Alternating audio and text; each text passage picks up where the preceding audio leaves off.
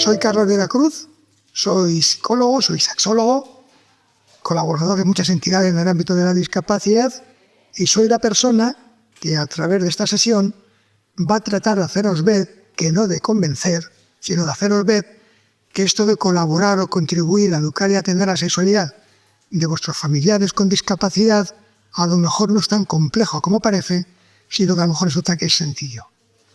Ese es el objetivo de esta sesión, que cuando acabéis de escucharla sintáis que tenéis como más herramientas para poder trabajar en esa dirección. El plan es sencillo. Nos situamos un poquito, hablamos un poquito de mitos, vemos objetivos y luego enseguida nos echamos a andar para ver dónde estaban las dificultades y tratar de sortearlas. Algunas ideas previas.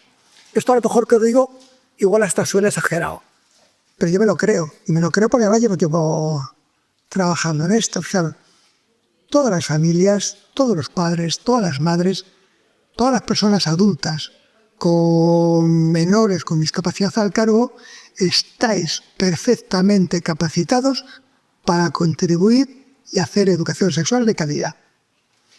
No voy a aceptar que me digáis yo no sé cómo hacerlo. Insisto, para eso está la sesión. Escucharla y ya veréis, o espero que al final de la sesión sintáis que no voy a pretender decir lo vamos a resolver todo, pero sí contribuir a mejorar. Las familias están capacitadas para hacer educación sexual de calidad. Otro detalle, no tenéis que ser profesionales de la sexología. Con lo que sabéis, con vuestra forma de hablar, con vuestros valores, tenéis más que suficiente. También, para empezar, a no poner que es una responsabilidad compartida. No se trata de que ahora quien escuche esta sesión se lo queda. No, como familiares tenéis papel. Yo de luego así lo creo. Y no deberéis tratar de excluiros. Pero también están los profesionales, las profesionales, el voluntariado, el personal sanitario. Quiero decir que somos muchas las personas que deberíamos estar contribuyendo en la misma dirección. Claro que es así de simple. Trabajamos para las mismas personas, queremos a las mismas personas y en teoría compartimos los mismos objetivos. Con lo cual lo razonable es que trabajemos juntos. Nos estamos situando. Fijaros, algunos de los mitos. Yo creo que ya la cosa está empezando a cambiar. Honestamente creo que la cosa está empezando a cambiar. Pero muchas veces, no sé si vosotros, vosotras o en otro momento, cuando nos han convocado a una sesión de educación sexual, no nos hemos sentido interpelados. Siempre se quejaban es que viene poca gente. ¿Y por qué a veces viene poca gente? Pues porque resulta que a la palabra sexualidad, cuando uno la pone imágenes, en esas imágenes suelen salir gente joven, gente guapa, gente desnuda, gente que está encima de una cama, gente que se besa, gente que se toca, gente que va a tener relaciones sexuales. Desde esa idea, muchas veces las familias, después de tener esas ideas en la cabeza, mira a su hijo o a su hija con discapacidad y piensa, ¿qué tiene que ver esto con mi hijo o con mi hija? Y a veces dice, tiene que ver poco. Y como tiene que ver poco, dices, ¿para qué voy a enredar? Porque por mucho que esta gente se empeñe, mi hijo o mi hija no va a llegar ahí. Con lo cual vamos a dedicar el tiempo a cosas más productivas y no al tema de la sexualidad. Y aquí arrancamos con los mitos. Es decir, porque a lo mejor es verdad que habrá chicos o chicas con discapacidad que no tengan relaciones sexuales. Puede que sea cierto. Pero fijaros, como sexólogo, lo único que voy a decir es que no permito que nadie me lo discuta. Todas las personas tienen sexualidad. Tengan o no tengan relaciones sexuales. Lo cual es verdad para personas con discapacidad y para todas las personas que puedan escuchar esto. La sexualidad no se negocia, es inherente a la persona. Luego os explico con qué tiene que ver, pero es inherente a la persona. Que no tengan relaciones sexuales no significa que no podamos hacer educación sexual. La educación sexual no consiste en animar o contribuir a que la gente tenga relaciones sexuales. También lo vamos a ver enseguida. Luego, ¿qué más mitos nos han tenido así medio paralizados? Insiste en la idea, y además, de verdad que me la creo, que empiezan a ser en pasado. Y sobre todo para quien lo estáis escuchando. Si alguien ha tenido la curiosidad de escuchar esta charla, es porque sabe que hay un run de que pasan cosas y algo hay. Con lo cual, ese mito de las personas con discapacidad siempre son niños, niñas, y por tanto tienen que atender su sexualidad, igual ya no lo tenéis. Y el otro mito de que las personas con discapacidad respecto a la sexualidad, si están tranquilas, mejor dejarlas tranquilas, no vaya a ser que se despierte, se desboque y luego no sepamos qué hacer, pues probablemente poco lo tengáis. Sois conscientes de que la edad es biológica y que las personas con discapacidad fueron niños y niñas hasta los 12 años, después adolescentes con discapacidad, jóvenes con discapacidad, personas adultas con discapacidad o personas mayores. Y también sois conscientes, y si os lo cuento yo, que esto de que la sexualidad mejor dormida que despierta. La sexualidad nunca está dormida. Se puede expresar de manera más o menos visible o que nosotros tengamos conciencia, pero nunca está dormida, lo vais a ver. Y además, si en algún caso, en alguna persona con discapacidad, es verdad que serán conductas más frecuentes, tampoco es excepcional. Si viéramos lo que pasa en los institutos, nos llevaríamos las manos a la cabeza. Y ojo, y si se presentan de manera desbocada, tenemos recursos para encauzar. Hay más peligros en no hacer educación sexual para evitar que pasen cosas que hacer educación sexual y si pasan cosas afrontadas. Bueno, insisto en que esos mitos empezamos a dar en pasado. Y aunque ahora muchas veces quienes hablamos de sexualidad y discapacidad parece como que los mitos los tiene la familia, os cuento un secreto. Esos mitos, yo, Carlos de la Cruz, que os estaba dando la charla, también los tenía. Y si nos hubiéramos visto hace 30 años, no diría las cosas que estoy diciendo. Y los profesionales que están puestos dentro para la también. Con lo cual quiero decir que a lo mejor lo único que pasa es que os llevamos un poquito de ventaja. Pero estos mitos han estado por ahí, los hemos ido descubriendo falsos y entonces nos estamos adecuando a la que es la verdadera realidad. Y la realidad, y ya empezamos a ver tareas, es que no hay escapatoria. Las personas con discapacidad necesitan educación sexual. No hay ningún motivo para negársela. Y muchos, ahora lo veréis, para contribuir a hacer educación sexual. Pero además hay otro detalle. No es posible no educar. Es decir, o hacemos las cosas y contribuimos en una dirección, pero imaginad, si nos rodeamos todo de silencio y no estamos educando, igual estamos educando en que lo sexual no se habla. Igual estamos educando en que lo sexual no es importante. Igual estamos educando en que lo sexual, no sé si decir que es feo, es malo, o es mejor no tenerlo en cuenta. Eso a mí no me gusta. La sexualidad puede ser cosas bonitas y yo creo que podemos contribuir a ello. Luego igual lo repito, pero no es distinto al resto de hijos o hijas. Para el resto de hijos o hijas o familiares es bueno que haya educación sexual. Y si es bueno para ellos, para ellas, ¿por qué no para las personas con discapacidad? Y además, y con esto, empezamos ya con los objetivos a todas las edades. La sexualidad está presente, es inherente a la persona en todas las etapas evolutivas. Parece que el sentido común nos diría que la educación sexual, con distintas formas de expresión, no siempre de la misma manera, pero igual algo tiene que haber a las distintas edades. Y ahora os cuento un poquito de sexualidad y un poquito de objetivos. Esta sería, si me permitís, la parte como más teórica, para luego enseguida irnos a la parte más práctica para ver como familiar, como padre, como madre, como persona adulta con un menor con discapacidad al cargo, cómo puedo colaborar. Ahora que sé que no necesito ser experto, ahora que sé que ya me han quitado los mitos y ahora ya que sé que tengo tarea, pues a ver cómo la puedo hacer.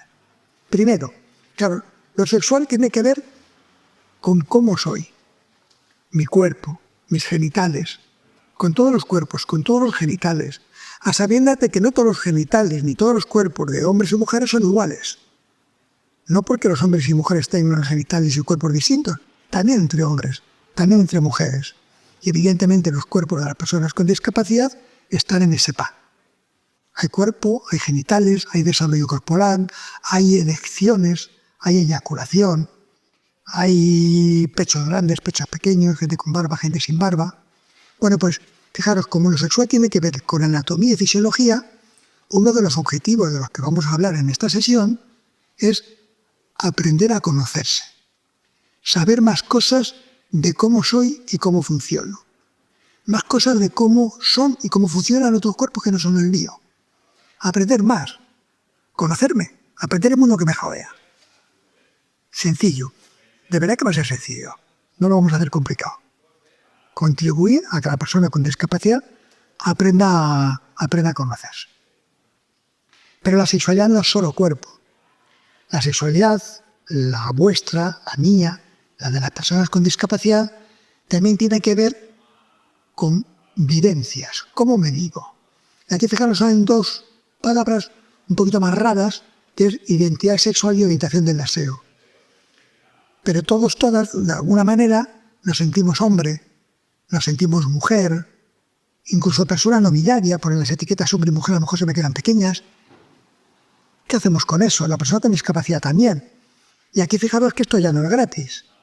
El cuerpo es el que es. Pero aquí, según eduquemos, se lo estamos poniendo más fácil o más difícil a que uno esté feliz en cómo me considero como hombre y esté feliz en cómo me considero como mujer o como persona no binaria. El objetivo, vamos a hablar con el patito, se llama afectarse. Vamos a contribuir desde las familias a que las personas se conozcan y vamos a contribuir desde las familias a que las personas se acepten. Os decía que además de la identidad está la orientación del deseo. Y aquí también, las personas con discapacidad, como no puede ser de otra manera, a veces sentirán preferencia o atracción hacia personas de su mismo sexo o hacia personas de distinto sexo. O hacia personas de más sexo. Incluso puede que no tengan orientación ni sientan atracción hacia nadie o incluso a veces hacia algún tipo de objetos. Bueno, pues también vamos a tratar de que la persona con discapacidad intelectual, como diríamos para estas personas, se acepten, se quieran y vean que se les respeta su orientación del deseo. Somos cuerpos, genitales, los conocemos. Nos vinimos con hombre, mujer, identidad, orientación del deseo, homos, heteros, nos aceptamos. Y el tercer objetivo y el tercer registro que tiene que ver con lo sexual es cuando aparece lo que decimos la expresión. Y la expresión a veces se expresa, perdón, la redundancia, se manifiesta a través de deseos, fantasías y, en el caso de personas con discapacidad, lo que es evidente es a través de conductas. Y sabemos que hay hombres y mujeres que se masturban, también sabemos que hay hombres y mujeres que no, que les gusta cogerse de la mano, que les gusta besar, que les gusta acariciar. Bueno, pues en este caso el objetivo, fijaros, se llama bienestar. Es decir, que si tienen conductas de las que los sexólogos decimos, conductas eróticas, les acabe generando bienestar. Que no sean fuente de problema, sino fuente de bienestar. Fijaros, casi suena exagerado, pero a lo mejor no es tan complicado. Contribuir a que se conozcan, contribuir a que se acepten y contribuir a que las expresiones de su erótica no sean problema y les genere bienestar. Un detalle importante, antes de avanzar. Mismos objetivos para todas las sexualidades. Vale para los hombres y mujeres con discapacidad, pero si estáis, por ejemplo, pensando como padre y como madre, son los mismos objetivos para el resto de hijos. La única diferencia, y por eso titulábamos esta charla con sentido y con sensibilidad, es que aquí tendremos que poner un poquito más de empeño. Lo tendremos que hacer consciente, porque a lo mejor con los otros hijos o hijas hemos pensado que les hemos prestado poca atención y no les ha ido tan mal. En este caso, si no prestamos atención, igual sí que les va mal. Con lo cual, toca ser conscientes de que necesitan apoyos y en este caso el apoyo va a ser su familia. Ojo, lo dije antes, lo vuelvo a decir ahora. El apoyo a la familia. Los y las profesionales también deberían tener tarea. El personal sanitario, el voluntariado, hasta los medios de comunicación, las entidades. Quiero decir, esto de la educación sexual desde mi punto de vista, ya no es una competición, nunca debió serlo, sobre quién se encarga, sino es más un trozo de tarta en el que cada uno tiene que coger su trozo y hacer sus tareas. Bueno, pues esta sesión es para invitaros a que hagáis vuestras tareas. Aquí estamos, los mismos objetivos para unos hijos, hijas que otros. Estos objetivos también nos abarcan a nosotros. Para mí, desde luego, pero para cualquiera que estéis escuchando tampoco nos vendría nada mal conocernos más, aceptarnos más y llevar una vida erótica satisfactoria. Tengamos o no tengamos pareja, tengamos o no tengamos creencias religiosas, pertenezcamos al colectivo de LGTBI o no. Es decir, cuando decimos todas las sexualidades, todas. Y un detalle, a lo mejor parece tonto, también para las personas con grandes necesidades de apoyo, que voy a procurar que no se me olviden cuando veamos ahora cómo trabajar estos objetivos. Un último detalle, ya que estamos hablando de plena inclusión, que no se nos olvide que existe un posicionamiento por el derecho a la sexualidad de las personas con discapacidad intelectual o del desarrollo, que plena inclusión aprueba en junta directiva y que por lo tanto genera compromiso. Con lo cual, cuando se os invita como familiares a que trabajéis por el tema de la sexualidad, no se os está pidiendo que os encarguéis. Se supone que las propias entidades de plena asumen que ellos también deberían hacer algo, que también les compete. Compete a las familias, compete a los profesionales, compete a la sociedad, compete a las entidades. Y en ese posicionamiento que le podéis localizar, porque está en PDF y en la página de plena con toda seguridad lo podéis encontrar, por ejemplo, se habla de 8 mínimos, que los voy a tener muy en cuenta para todo lo que os voy a contar ahora. Y estos mínimos trataban de responder a la pregunta de por dónde empezar. Porque fijaros, yo tengo la sensación, hablo como sexólogo, uno lleva ya años en esto, de que es relativamente sencillo, no sé si decir convencer, es relativamente sencillo, sí, voy a decir convencer de que lo sexual es importante y de que la educación sexual es necesaria. ¿Vale? Cojan aquí y de allí, cojan argumentos y yo creo que la gente no ve. Pero luego viene la pregunta, ¿y por dónde empiezo? Pues encima lo sexual tiene que ver con tantas cosas, con los cuerpos, las identidades, las orientaciones, las conductas, ¿por dónde empiezo? Y este posicionamiento, por ejemplo, respecto a las personas con discapacidad, planteaba 8 mínimos, que son 8 pequeñas puertas a tener en cuenta para por dónde empezar. Una, información y educación sexual. Otra que tiene que ver con la intimidad. Recordad que lo sexual tiene que ver con lo íntimo. Otra con la consideración al cuerpo y el pudor, que también va a ser educación sexual. Autonomía y autodeterminación, que tomen decisiones. Identidad de género y orientación sexual, que no se nos olviden las personas en la LGTBI. Relaciones personales. Acordaros, estamos viendo por dónde empezar. Y no empezamos por las relaciones sexuales. Empezamos por aprender a tener relaciones personales. Apoyos necesarios. Para hacer todo esto, ¿verdad? Hace falta apoyos. Y el enfoque y perspectiva de género.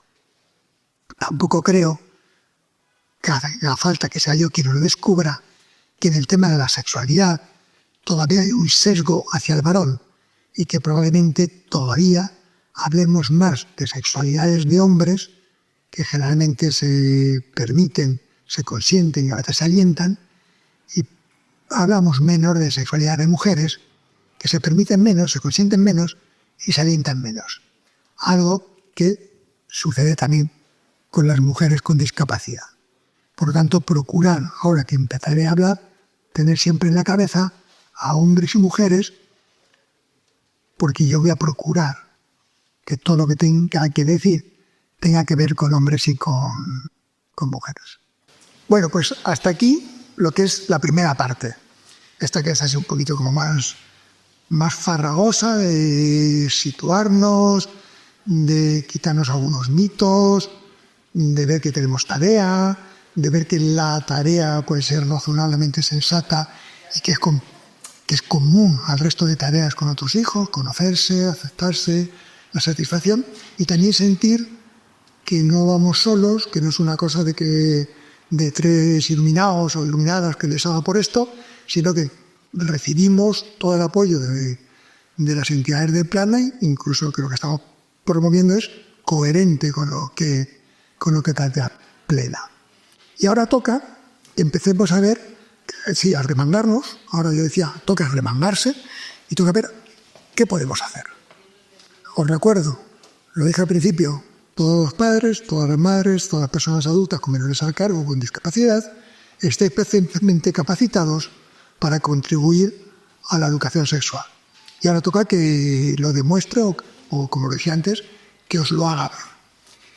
Vamos con el conocerse. ¿Qué hacemos ante las preguntas y ante los silencios? Fijaros, se trata de que la persona con discapacidad se conozca más, pero también aprenda a conocer más sobre los demás, sus genitales y su cuerpo.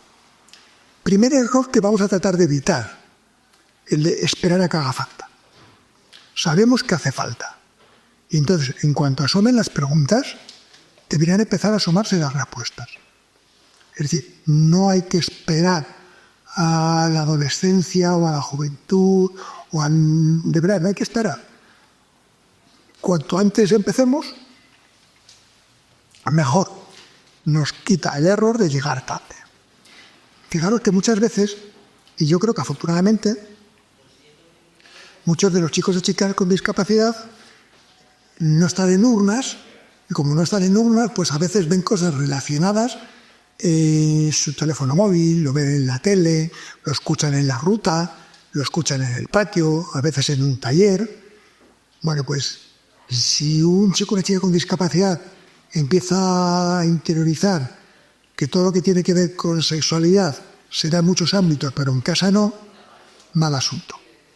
Y muchas veces lo ha interiorizado así porque en casa pues está esperando a que nos pregunten o que pasen cosas. Bueno, pues no esperamos. No podremos ser apoyo si creen que en casa es el único sitio donde no se puede hablar de sexualidad. Además sabemos que tampoco hemos esperado para hablar de otras cosas. Nadie ha esperado a que te pregunten por un paso de cebra o por un semáforo para contarles que es un paso de cebra o que es un semáforo. Queremos que la persona con discapacidad, como el resto de hijos e hijas, aprendan cuanto más mejor y sobre todo lo que les ayuda a manejarse en el mundo que les rodea. Y en el mundo que les rodea, además de semáforos y pasos de cebra, está el que a veces el pene se pone recto, que a veces tengo la regla, que a veces tengo el pecho grande, que a veces tengo el pecho pequeño, que veo cosas en la tele. Y yo creo que también si contribuimos a que las entiendan, contribuimos a que se conozcan y a que aprendan a manejarse, insisto, en el mundo que les rodea. Claro. Con lo cual, insisto, el silencio, este punto es ya tratar de evitar el silencio. Y vamos a empezar por la parte fácil ahora. Vamos a ver qué pasa si nos preguntan, luego vemos qué pasa si no preguntan, incluso vemos qué pasa con las personas con grandes necesidades de apoyo que no van a tener capacidad de preguntar. Si nos preguntan, la parte más sencilla. Si tu hijo o tu hija te pregunta, lo razonable es que perciba que tú le quieres contestar. Y a partir de ahí hablamos de lo que queráis. Porque fijaros, aquí hay una clara idea. Más importante que lo que cuentas es que aprenda que cuenta contigo. Y esta clave es muy gorda, aunque no esté sujeta a información y contenidos. Un chico o una chica con discapacidad tiene que saber que cuenta contigo. La vida es larga, pasan muchas cosas. Y si tenemos el canal de comunicación abierto sobre la sexualidad, seremos un apoyo. Todas las personas que estéis escuchando esto queréis a vuestros hijos o a vuestras hijas. Y todas las personas que estéis escuchando esto queréis ser el referente para vuestros hijos e hijas y os gustaría que os tengan en cuenta. Si queréis que eso sea verdad también para el tema de la sexualidad, si os preguntan, transmitirles que les queréis contestar, transmitirles que no se han equivocado. Y eso significa tono de voz, significa actitud, no significa déjate de tonterías. Cualquiera de nosotros sabemos que cuando te atienden bien, vuelves. Cuando te atienden mal, no vuelves. Procurar atender bien para que tengan la puerta abierta a que puedan seguir haciendo preguntas. sabéis contestar bien porque habéis contestado bien a muchas otras cosas. Y por eso recurren a vosotros. No tenéis que cambiar la estrategia. Por supuesto que significa que también le podéis decir no lo sé. No hay que mentir. También podéis decir luego te contesto, que no pasa nada, porque si estás ocupado ni no le puedes atender en ese momento decir luego te contesto, con una única condición, que luego te contesto signifique que luego le contestas. No nos hacemos trampas. Con lo cual, para responder preguntas, primera clave, gorda, la buena disposición, que es la que nos lleva a lo de más importante que lo que cuentas, es que aprenda que cuenta contigo. La segunda, decir verdades. Sentido común. No se miente, está feo. Porque es que además, si vosotros no mentís, si los profesionales no mienten, si el personal sanitario no miente, todo el que hable de sexualidad como vuestro hijo o vuestra hija va a contar lo mismo. A lo mejor un poquito más, un poquito menos, pero todo lo mismo. Las piezas se encajan. El chico o la chica aprende. En el momento que alguien mienta, le desbaratamos. Y luego una clave, para los que dicen no me siento capaz. La tercera clave se llama naturalidad. ¿Qué quiero decir con naturalidad? Que hay veces que yo me he encontrado, lo digo, soy sexólogo, llevo tiempo, padres y madres diciendo, joder, a mí me encantaría hablar con mi hijo, mi hija, pero es que no me siento capaz. Porque yo con mis padres no hablaba, en la escuela no hablaba, si hasta apenas hablo con mi pareja.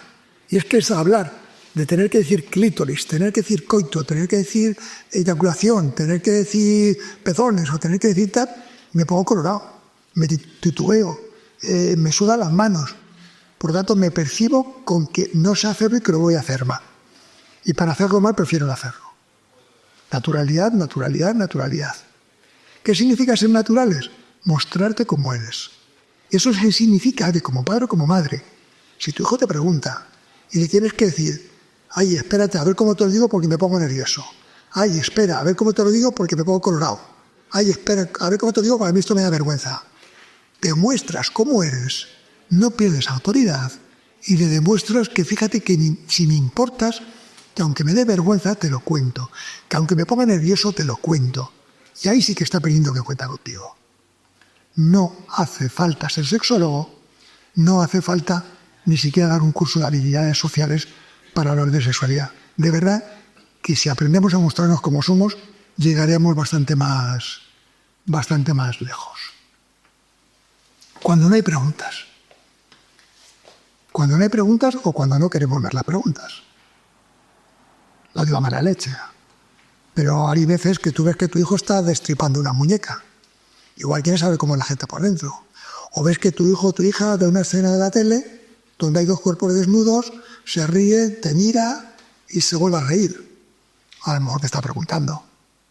No pone palabras, pero hay veces que hay comportamientos cuando te señala, mira, dos hombres de la mano, dos mujeres de la mano, a lo mejor está indicando una curiosidad o unas ganas de saber qué pasa ahí. Con lo cual, pues yo diría que a veces nos preguntan, pero no hemos salido de la pregunta. Pero luego vuelvo a lo que os decía antes, no habláis con vuestros hijos o hijas solo de las cosas que os preguntan. Habléis de muchas cosas que tienen a cuento, además es en el juego. Lo que quieren saber y lo que necesitan saber. Como decía antes, vamos por la calle, un paso de cebra y les explico para qué sirve, aunque no me lo pregunte. Si yo quiero ser un referente en temas de sexualidad, igual no pasa nada porque me escucha hablar de lo sexual. Cuando sale una escena en la tele, cuando escucho una palabra, cuando tenemos una amiga que está embarazada.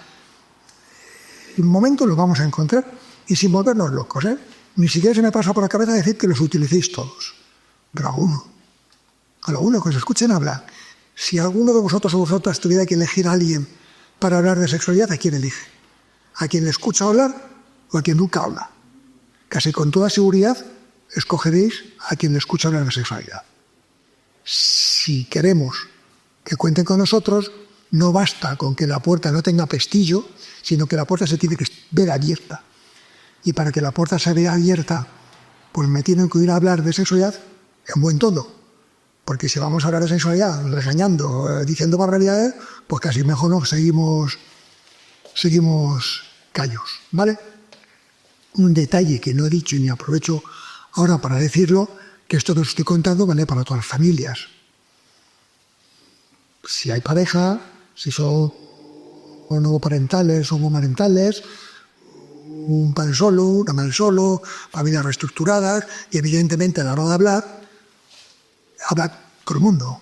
Se me pasa por la cabeza decir, los chicos con los chicos, las chicas con las chicas. Todo lo que se puede contar es bueno que lo sepan chicos y chicas. Bueno, sentido común. Cuando hablamos de personas con grandes necesidades de apoyo, los objetivos abarcan a todas las personas con discapacidad, también a las personas con grandes necesidades de apoyo. Recordar que si hablamos de sexualidad, no es solo transmitir información sobre la reproducción o sobre los genitales. Y entonces a mí se me ocurren dos ideas. Por ejemplo, que tenemos recursos como los sistemas aumentativos de comunicación. Cuando yo veo a los centros y me dicen, y para hablar con esta persona, ¿qué sistema aconsejas? El que sea útil. Programas, tableros, lo que esté siendo útil para que aprenda actividades, cosas relacionadas con la vida cotidiana, utilizarlo también para que aprenda temas de sexualidad. Y luego, fijaros, muchas de las cosas que pasan en la sala de estimulación multisensorial, donde, si me permitís, yo diría de manera genérica, algunas personas con discapacidad y grandes necesidades de apoyo aprenden a llevarse bien con su cuerpo, a reconocer los sentidos, lo interoceptivo, lo proprioceptivo. Si lo uno a la idea de que nuestra sexualidad tiene que ver con todo el cuerpo, y lo uno a la idea de que hay que aprender a conocerse, y conocerse es también conocer el cuerpo, pues a lo mejor lo que están aprendiendo ahí también se llama educación sexual, aunque no digamos endometrio, no digamos próstata, no digamos espermatozoide y no digamos nada de eso. Conocer es conocer más sobre tu cuerpo. Y luego a veces también sobre tus genitales, pero conocer sobre tu cuerpo es educación sexual. Y luego un par de ejemplizos. Si tenemos una persona con pañal, que está todo el día con pañal, a lo mejor dejarlo un rato sin pañal, también es educación sexual. Para que aprenda un índice de cama. Los niños, las niñas con 3, 4 años, cuando les quitamos el pañal, se tocan los genitales para saber cómo son. No pasa nada por dejarles un rato sin pañal. Y si se mean, pondremos un empapador debajo. Incorporarle frente a un espejo de vez en cuando, para que reconozcan su cuerpo completo. Van a hacer una bobada, pero igual hay hombres y mujeres con discapacidad con pañal que hace tiempo que no se ve. Eso también es conocerse. Insisto, aunque no sepan distinguir después clítoris, labio, prepucio, glande, da igual que se vean, que se vean completos. Eso también es educación sexual. En cuanto a recursos, ¿con qué contamos? Claro, yo creo que cada vez hay más materiales y recursos. Desde el ámbito de plena inclusión se han elaborado muchas guías que tienen que ver con sexualidad en lectura GAF. No os va a ser difícil encontrarlas. Que pueden servir de apoyo para ti, para lo que tú quieres contar, pero también pueden servir de apoyo para facilitarnos a la propia persona con discapacidad con una única condición, que el recurso sea un medio, insisto, para seguir hablando, para que cuenten conmigo, y que el recurso no sea para quitarme de en medio. Te doy el recurso y ahí te apañes. Los recursos son un medio para más guiar. No debe de ser algo que justo haga lo contrario, quitarnos el liado. Pero la clave, la sabéis, lo único imprescindible para educación, para aprender a conocerse, es la propia persona con discapacidad y nosotros o nosotras o profesionales. Es decir, no haría falta tener un material. Si tenemos el material, pues una ayuda, pero no sería imprescindible. Bueno, primer punto, aprender a conocerse. Quiero pensar que estáis viendo que es relativamente sencillo. Segunda idea, aprender a aceptarse. Esta es más compleja. Y aquí vamos a meter de esos mínimos que tenemos pocos. Claro, la primera, consideración hacia su cuerpo y su pudor. Yo no sé si voy a conseguir que las personas con discapacidad se quieran, se acepten, estén felices de como son. Esto es muy, además, como lo mido. Pero sí que tengo que transmitirles que yo sí te quiero y te acepto tal y como eres. Y que yo sí te respeto. Y fijaros, y aquí lo primero que se me viene a la cabeza es lo de cuando, y especialmente personas con necesidad de apoyo, prestamos esos apoyos, ¿cuánta gente hay delante? Porque a veces hay más gente delante de la que hace falta. Es verdad que el chico o la chica no pone mala cara, pero recordar que a veces tampoco preguntaban y había que hablar. Aunque no pongan mala cara. Y esto es educación sexual, y lo subrayo con mayúsculas. Una persona con discapacidad tiene que aprender que su cuerpo le pertenece, que su cuerpo merece dignidad, merece respeto y no puede acceder cualquiera ni de cualquier manera. Cuando se prestan los apoyos, en los centros y en las casas, las personas que hacen falta. Y contribuiremos a su educación sexual cuando digamos a nuestra familia, saliros un momento que le tenga que cambiar el pañal. O cuando yo me salga, porque van a cambiar el pañal a otra persona. Eso es educación sexual. Que la persona con discapacidad aprenda que solo las personas referentes son las que están delante cuando está desnudo o desnuda. Luego, pues, esto daría para más. Habrá que prestar el apoyo siguiendo un protocolo, estar de acuerdo. Es decir, bueno, las cosas hay que hacer, los cuidados hay que hacerlos con cuidado. Pero nos quedamos con esa primera idea de que estén solo las personas que hacen falta, con independencia de que ponga o no mala cara. Aunque esté acostumbrado, aunque parezca que no le importa, tiene que aprenderlo. Y especialmente a partir de la adolescencia, donde los cuerpos reciben otro tipo de trato. Insisto que esto es verdad también para los centros educativos, para los centros donde tampoco debe haber más gente que la que hace falta. Ahora, si vamos a la playa y nos tenemos que cambiar el pañal, pues a lo mejor ahí tendríamos que aprovechar, porque imagínate, yo soy el padre muy pudoroso y pido que me tapen con muchas toallas. Y así lo hace. Mis hijos, ¿cómo? Y luego tengo que cambiar el bañador a mi hijo con discapacidad y ya no monto un dispositivo y lo hago solo con una toalla. Es decir, mi cuerpo recibe un trato y el de la persona con discapacidad un trato distinto. Suena raro. Yo diría que hasta suena feo. Sería bueno que la persona con discapacidad, hombre o mujer, aprovechemos esta circunstancia para que perciba que su cuerpo recibe el mismo trato que el de su padre o el de su madre, que el de sus hermanos. Mismos cuerpos, misma dignidad, mismo respeto. Y que toda la gente que esté en la playa, que lo ve, tenga esa misma percepción.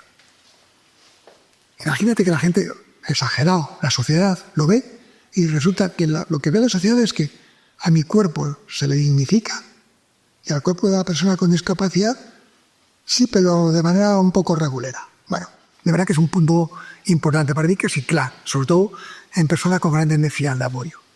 Otra cosa importante que tiene que ver con la sexualidad y que tiene que ver con el aceptarse es lo de aprender a crecer con ellos. Sobre todo para promover que puedan tomar decisiones libres. Claro, ¿esto qué significa?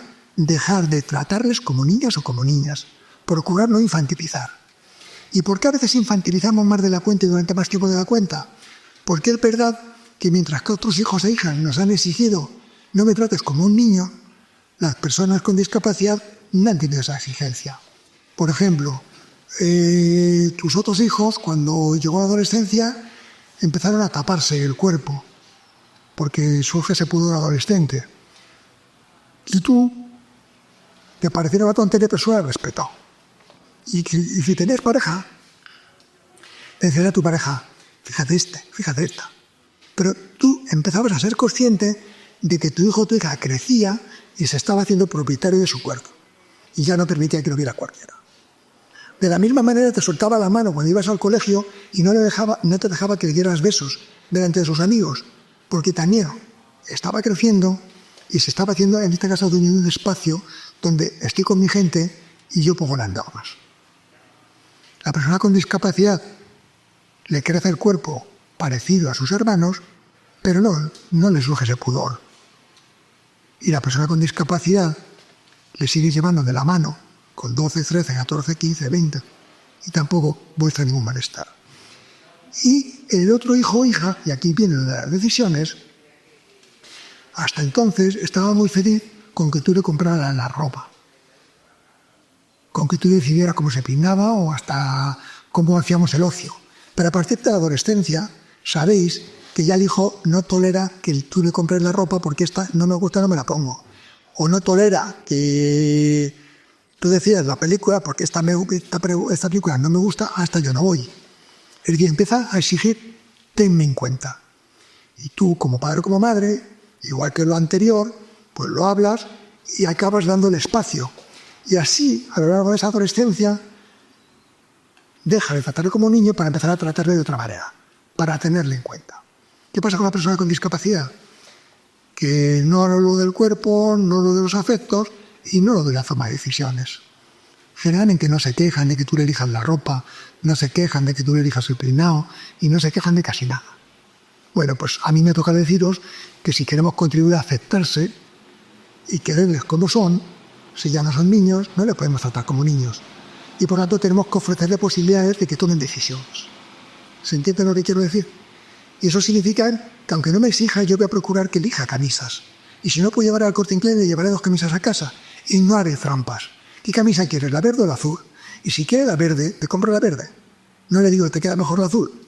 Porque eso genera justo lo contrario. En vez de darte poder, te lo estoy quitando. Bueno, tampoco es tan complicado. No se trata de que decidan sobre las hipotecas. Que decían cosas que tienen que ver con sus actividades de la vida cotidiana. No se me olvida que estamos hablando de sexualidad. Y eso sí, ¿por qué cuento esto? Porque si quiero que aprendan a decidir sobre besos, caricias, masturbación, encuentros, que aprendan que sus decisiones se tienen en cuenta. Porque si aprende que lo que yo diga no tiene valor, ¿qué va a pasar cuando alguien quiera dar un beso? Cuando alguien... Que aprendan que sus reflexiones se tienen en cuenta. Y en esta misma dirección de aceptarse, de crecer con ellos, es importante potenciar que puedan tomar decisiones, pero también es importante que tengan límites. Es infantilizarles y por lo tanto perjudicarles y por lo tanto no tratarles como son, cuando les dejamos que se salgan siempre con la suya. Y siempre se tienen que sentar donde ellos quieran. Y da igual que sea un hermano, un familiar o el que viene a casa a traer un paquete, que tiene que besar y abrazar a todo el mundo. Tiene que aprender que no es lo mismo un conocido que un desconocido, que un familiar, que un profesional, que un amigo, que una amiga. Y no se pueden invadir los espacios y les tenemos que poner límites. Y de vez en cuando le tenemos que decir, no te compro más chuches. Y de vez en cuando le podemos decir, no te puedes sentar ahí. Y de vez en cuando le tendremos que tener que decir, no puedes acariciar el pelo. Y tendremos que hacerlo. Y sé que es ingrato porque se van a enfadar contigo. Pero tendremos que hacerlo porque eso ayuda a crecer. Y lo que es más importante, a que aprendiendo, interiorizando normas, pueda tener un mundo más grande. Una persona que no aprende normas sociales acaba teniendo un mundo pequeñito.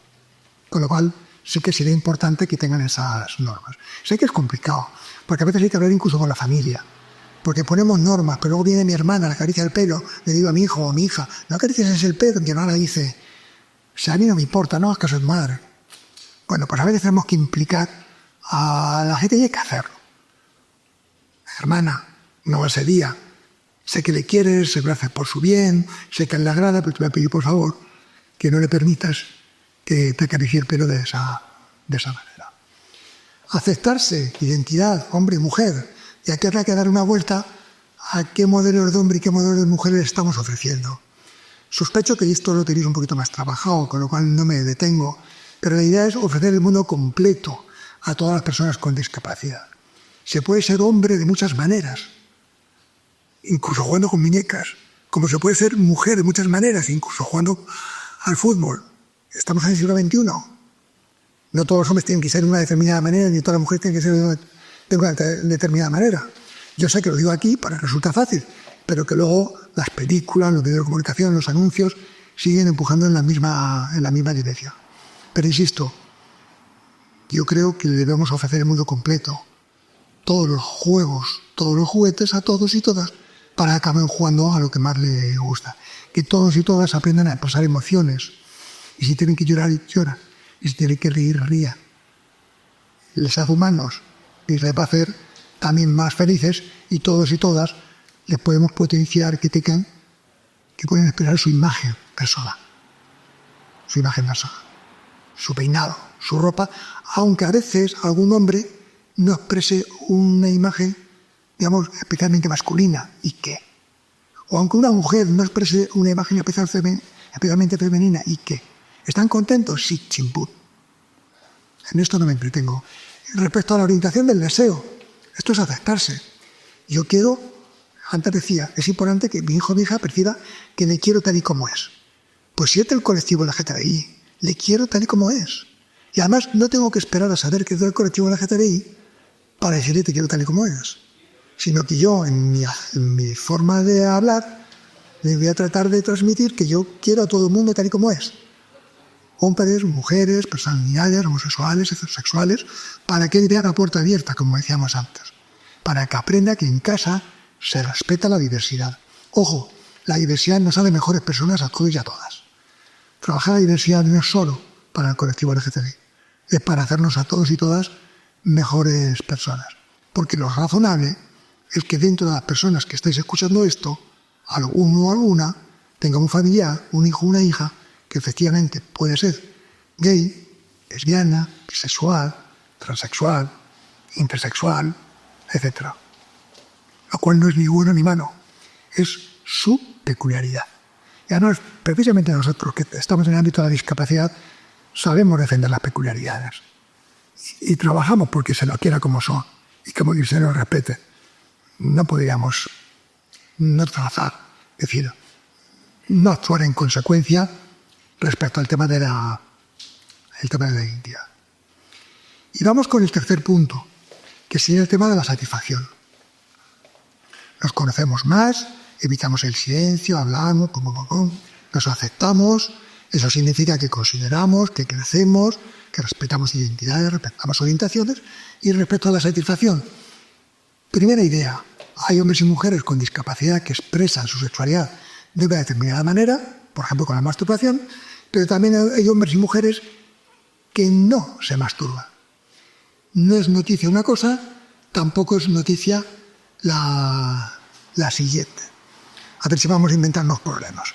Ahora, si resulta que una persona con discapacidad se masturba, y sobre todo si se masturba de manera inadecuada, ¿qué hacemos?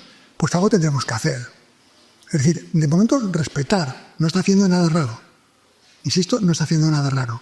Pero si lo hace en un lugar inadecuado, por ejemplo en público, en el comedor, en el aula, en el autobús, no se lo puedo permitir. Recordar que eso se llamaría, lo hemos visto hace un momento, sobreprotección y que no aprenda límites, con lo cual tenemos que intervenir. Y para intervenir, primera pregunta o primer detalle, cambiamos la pregunta. No se pregunta ¿qué hago?, sino ¿qué hacemos? ¿Qué hacemos? Porque o trabajamos de manera coordinada en el entorno familiar, pero también con el entorno profesional, o va a salir mal. Nos tendremos que poner de acuerdo. Y cuando yo vea que mi hijo se masturba, iré al centro. Oye, he visto que últimamente se masturba en público. ¿Aquí también lo hace? ¿Qué hacemos? Insisto, ¿qué hacemos? Primera persona del plural. Y a partir de ahí tendremos que elaborar pautas para que aprenda que hay un dónde, que muy probablemente es su dormitorio. Y tendremos que dar indicaciones pactadas. Si quieres jugar con tu pene, con tu vulva, no juegues con tu pene, con tu vulva en el autobús, en el comedor, en el salón. Si quieres jugar con tu pene, con tu vulva, en tu dormitorio. También tendrá que aprender un cuándo, controlar impulsos. Suena complicado, pero insisto, no estamos solos, estamos trabajando con profesionales. Tiene que aprender a controlar impulsos. Porque una persona con discapacidad no puede interiorizar que siempre que quiero me puedo masturbar, porque entonces dejaríamos de poder ir con ella por la calle. Y queremos ir con ella por muchos sitios. Que aprenda un dónde, que aprenda un cuándo, a veces que aprenda un cómo, porque para que aprenda a masturbarse en su dormitorio, a veces tenemos que dejar que en su dormitorio pueda haber algo que le estimule. Hablamos de personas con discapacidad intelectual y a veces no tienen esa capacidad de abstracción o de fantasear. No pueden evocar estímulos. Igual hay que dejarle algunas imágenes en el ordenador o hay que dejarle algo que le excite, ¿vale? Y luego, a veces, transmitirle que papá, mamá o la persona adulta a cargo no se enfada contigo si se masturba, para que aprenda que lo que está haciendo es algo que a mí no me enfada cuando lo hace en su dormitorio. Porque fijaros, y este punto es clave, no voy a volver sobre él. Tiene que aprender que lo hace en el dormitorio como algo íntimo, legítimo y que no enfada. Si el entorno no se pone de acuerdo y cada uno hace lo que quiere, muy probablemente acabemos poniéndole malas caras. Estate quieto, todo igual, todo por lo mismo, anda, que no te aburre. Y al final el chico o la chica que se masturba y que percibe malas caras a su alrededor, acabará masturbándose donde no le pilla. Y muchas veces en el dormitorio, pero aprendiendo que lo sexual es algo prohibido. Con lo cual el objetivo no es que deje de hacerlo en público, sino que aprenda a hacerlo como algo íntimo, no como algo prohibido. Lo dejo aquí, pero eso tiene bastante más recorrido de lo que parece. Un detalle importante es que si alguna de las familias que me estáis escuchando tenéis creencias que no son, digamos, especialmente simpáticas respecto a la masturbación, dos mensajes. El primero, nadie juzga a vuestras creencias, seguir con ellas. Uno está feliz con su creencia, las mantiene. Ahora, sí que te voy a pedir ese esfuerzo de que, aunque a ti te gustaría que tu hijo o tu hija no se masturbara, permíteselo, que no es permitir que haga todo lo que quiere de cualquier manera, permíteselo para que no acabe en el rincón de lo prohibido, porque nos puede meter en un enredo. Aunque el esfuerzo que os pido, sé que no es pequeño, pero creo que merece la pena. Más cosas respecto a la satisfacción, la intimidad. Una persona con discapacidad necesita intimidad, no solo para la masturbación. Claro, yo trabajando con un grupo, precisamente también de plena y además de aquí en Madrid, yo les preguntaba qué necesitaban. La historia es un poco más larga, hablaban de la pareja, hablaban de la masturbación, pero acababan diciendo, queremos intimidad para que nos dejen en paz, queremos intimidad para estar a gusto, queremos intimidad para estar tranquilos. Y a mí me dio que pensar y yo aprendí, yo no lo tenía tan claro. La intimidad hace falta para crecer. La intimidad la necesitan todas las personas, para mirar el techo, para mirarse en el espejo, para escuchar música, para disfrazarse, para dar volteretas, para lo que quiera. Como familiares de personas con discapacidad, tenemos que facilitarles ese espacio de intimidad y de vez en cuando entornarle la puerta para que se sientan a gusto en esos espacios. La intimidad es ese espacio, la intimidad es un tiempo, dar un tiempo, la intimidad es un cajón donde pueden guardar sus cosas que te parecen tontas. Anda que no me guardan tus tonterías. Pues déjale que lo guarde, o ya que guarde sus tonterías. O una pared donde pueda poner sus carteles. También es importante no hablar de más. Claro que tenemos que hablar de nuestros hijos e hijas, pero igual hay cosas que no las deberíamos contar a todo el mundo. Eso también se lo digo a los profesionales.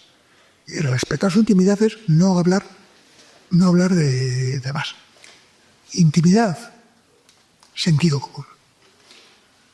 Hablamos, seguimos con la satisfacción. Y os acordáis que decíamos relaciones personales.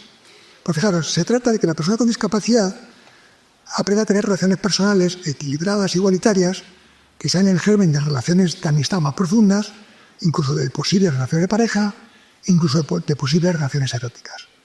Pero si queremos que las relaciones eróticas sean equilibradas e igualitarias, tendremos que empezar por el capítulo 1, que son las relaciones personales, y tendremos que procurar con familia facilitar que puedan tener espacios de interacción con otros chicos y con otras chicas y en espacios razonablemente desestructurados. Yo sé que es fácil decirlo, que a veces es más difícil conseguirlo, pero tienen que aprender a decir lo que les gusta a sus amigos y amigas, expresar emociones, decir lo que no les gusta, reconocer emociones, aceptar otras opiniones, ceder, consensuar. Así hemos aprendido todos. Tenemos que procurar que la persona con discapacidad también pueda disponer de esos espacios. Yo sé que luego surgen dificultades, porque, por ejemplo, cuando llega la adolescencia, la persona con discapacidad, que hasta entonces se estaba en un centro educativo, se llevaba muy bien con todo el mundo, pues a partir de la adolescencia igual empieza a vivir más rechazo.